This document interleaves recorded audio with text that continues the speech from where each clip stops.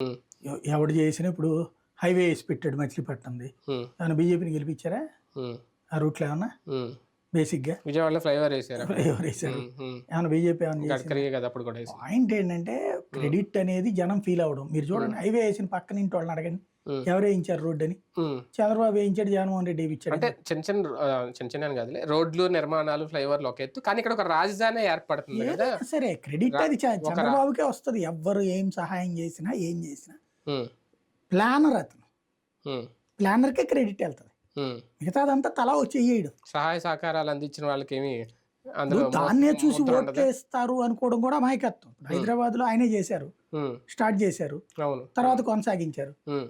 Start చేసిన చంద్రబాబుకి ఓట్లేయట్లేదు, లేకపోతే ఆ తర్వాత రాజశేఖర రెడ్డి కొడుకు వేశారు అక్కడ ఓట్లు.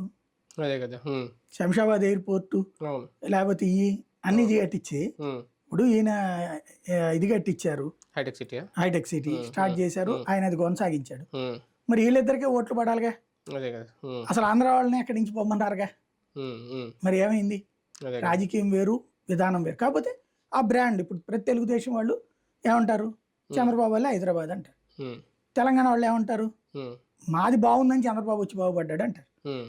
అదే చర్చ ఎప్పుడూ నడుస్తుంటది. బట్ హైటెక్ సిటీ చూడగానే అయితే ప్రతి ఒక్కరికి మాత్రం చంద్రబాబు గుర్తుకొస్తాడు కదా. హ్మ్. రేపు అమరావతి చూడగానే చంద్రబాబు గుర్తుకొస్తారు, నో డౌట్ అందులో. హ్మ్. కానీ కూటమిలో భాగస్వామిగా ఉన్నారు గాబట్టి, గతంతో పోలిసి ఇప్పుడు కీలక పాత్ర గాబట్టి, కేంద్రం ఏ విషయంలోనైనా ఇంకా ఒక రెడ్ కార్పెట్ పరుస్తుంది బాబు గారికి ఇప్పుడు అనుకోవచ్చు. బేసిక్గా అడిగినవన్నీ ఇస్తారని నేను అనుకోను. హ్మ్. అదే సందర్భంలో వచ్చే వాటిని ఆపేది ఉండదు.